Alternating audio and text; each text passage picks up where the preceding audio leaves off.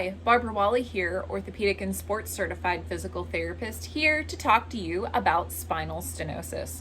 This is a question I have received many times over my 13 years as a physical therapist. But what is spinal stenosis? It, in essence, is a narrowing or a stenosis, that's where the term comes from, of the holes where your nerves exit in your spine. It can be caused sometimes genetically. You'll see this run in a family.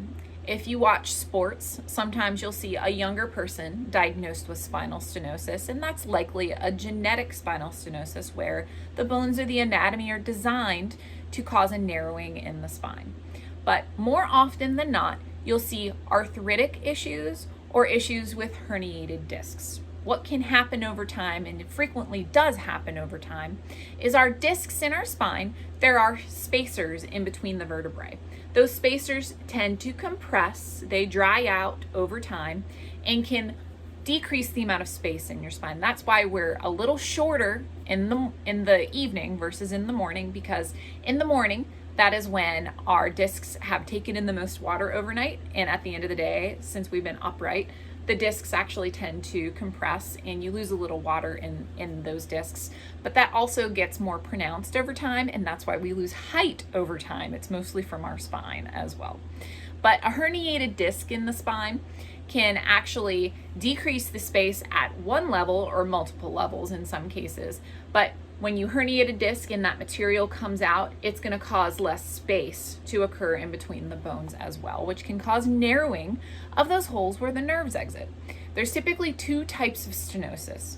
There is stenosis that can occur on the outer part of the spine where those nerves exit at every single level. That tends to be a more typical, say, sciatica symptom.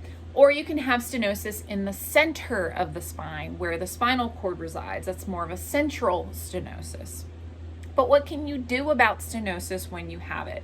Well, first and foremost, if you're talking about stenosis in the lumbar spine, standing and walking tend to make it worse. And I am not telling you not to stand and walk. You just have to think about how you stand and walk and what you can do to modify to make the best out of your ability to stand and walk.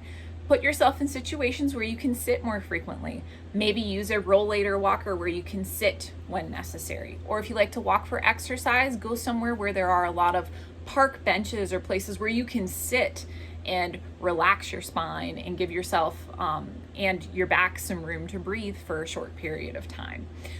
Also, if you have stenosis in your neck or in your low back, looking up for long periods of time, naturally with our anatomy, will actually cause those holes to close down even more. And that's just how everybody is made, whether you have arthritis or not.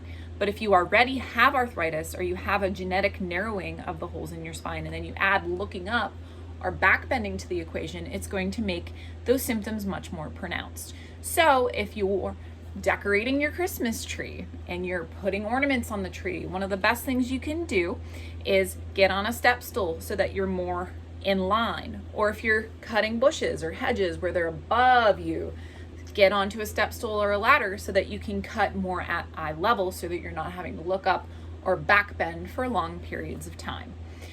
Also, think about yoga and stretching. I love yoga and stretching, but sometimes when you have stenosis and you get yourself into that overextended position, say the cobra position, or you get up in the morning and you want to overextend yourself, sometimes that can increase your symptoms as well. So be mindful of what you're feeling and don't push yourself into symptomatic positions. Also think about posture. The way you sit can be very impactful. Even laying, when you sleep, I do not recommend, if you have arthritis in your low back or in your neck, to sleep on your belly because you have to turn your head to breathe. And that puts you in a very compressed on this side when you sleep with your head turned to one direction. And then on your belly, your back is in a fully extended position as well. Or sleeping on your back with nothing underneath your knees. If you have lumbar or low back spinal stenosis, that's going to increase the amount of compression or narrowing of the joints and the areas where the nerves exit. The holes are going to get even smaller when you lay on your back with no support under your legs. So try putting a wedge or a leg support or prop under your legs when you sleep on your back. So in essence, to summarize, you want to think about opening the holes in your back. Sitting opens the holes in your back. Stretching into a more of a flexed posture opens the holes in your back. Think about how you sleep, like we spoke about before.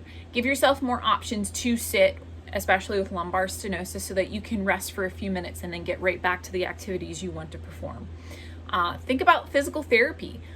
Physical therapists can give you traction or exercises to help increase the holes in your back, to help decompress the nerves in your back. And then as a last resort, try medications, injections, and surgery as an absolute last resort when necessary. But I hope this helps bring you some clarity, and as normal, seek out your local physical therapist for assistance. And I hope you have a great day. Thank you.